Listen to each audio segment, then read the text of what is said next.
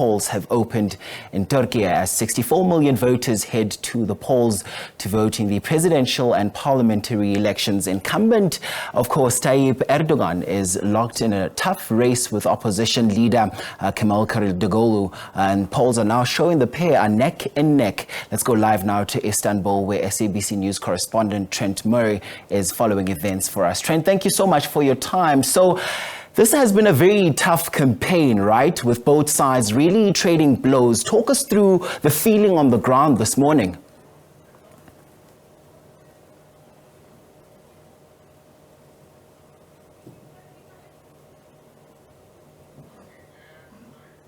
All right, and that's Trent. We park it there. It seems like we're battling with the audio right now. We will be taking you there to Turkey because we understand that the polls have now opened. And yesterday, just as Trent was setting the tone for this particular day, which is so very important for many people in Turkey, he spoke about the importance of this particular elections and what it means really for people on the ground.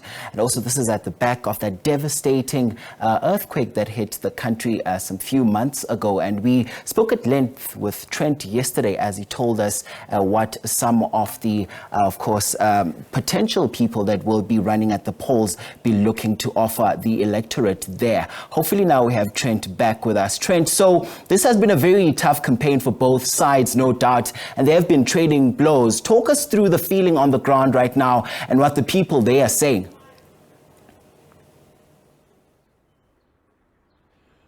Well, you are seeing this huge turnout, not just here in Istanbul, but right across the country. We know there's over 190,000 ballot stations open right now across 81 different provinces. Turkey's 64 million eligible voters are in many ways casting a referendum vote on President Erdogan's leadership. He, of course, is vying now for his 20th year in power, but according to the polls, it is incredibly close. He's up against that Kemal Kilicdaroglu. He is the opposition leader here. He has assembled 6 different political parties behind him. They don't have very much in common, those parties, it has to be said, other than a burning desire to try and get new leadership out of Ankara. But if we are to believe the polls, this thing really could go down to the wire. If neither side gets over 50% tonight, when those results start coming through, then we will have to go to a second round. That in itself would be hugely significant. President Erdogan has never had to go to a second round. He's always won in the first round. But as I say, the polls show that tonight may just be the night that he has to go for a second time around. Today we've set the tone for our conversations for today. Maybe speak to us about what are some of the issues on the voters' minds, because there must always be some sort of a draw card.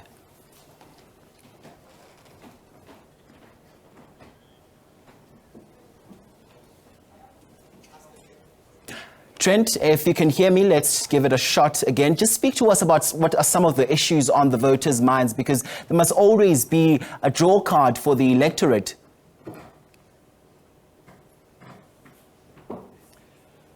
Well, I think, you look, in many ways there's that great saying in politics, isn't there, that it's the economy stupid. We hear that so often, and it's very much dominating this campaign as well. Turkey's had a pretty rough couple of years economically. We've got record inflation. The Turkish lira has also depreciated significantly in recent years, and that is making life quite tough for millions of people, you know, trying to put food on the table, trying to pay their electricity bills and the like. I think in a sign that President Erdogan knows that that's potentially the Achilles heel of his re-election bid, he announced a 45% minimum wage increase for the country's 700,000 public sector workers. Whether that's enough or not to tip the balance, we will have to wait and see. For its part, the ruling party's campaign here, his party, Erdogan's party, has lent heavily on national security issues. Turkey obviously finds itself in quite a unique geographical location in the world. It sort of has threats coming at it from different directions, whether it's anti-terrorism operations over the border in Syria, the war in Ukraine, of course. It sits on the Black Sea, just like Russia. Some of those issues dominating the agenda. But as I say, it is very much the economy that I think that is really breaking through to those large swathes of the middle class and working class, which he has relied on for decades in order to shore up his base. Now, talk to us about the opposition challenger right now and what they really bring to the table.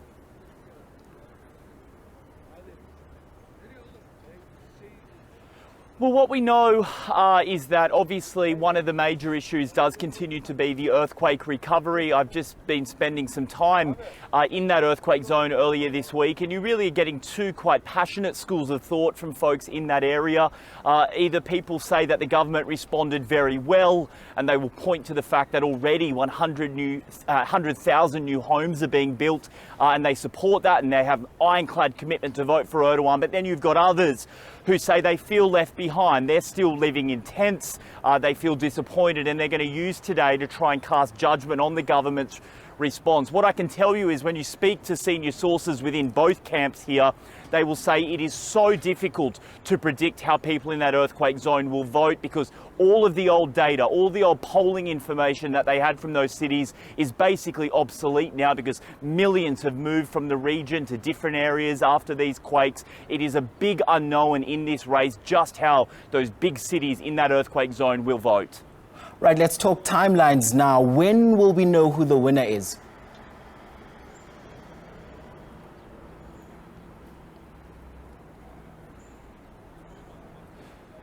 Well, we are obviously waiting for the results to start trickling through. After those results will start to trickle through after 5 p.m. local time when polls close. That's 4 p.m. Johannesburg time for people following back at home.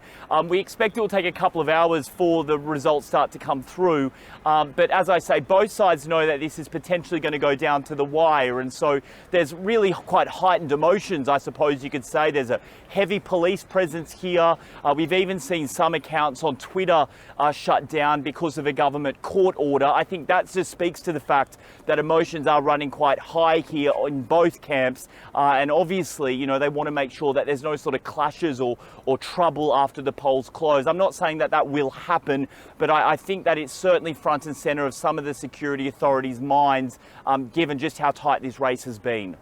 Trent Murray, we park it there. Thanks very much indeed for that update. And of course, we also apologized for some of the sound challenges we've encountered throughout that conversation.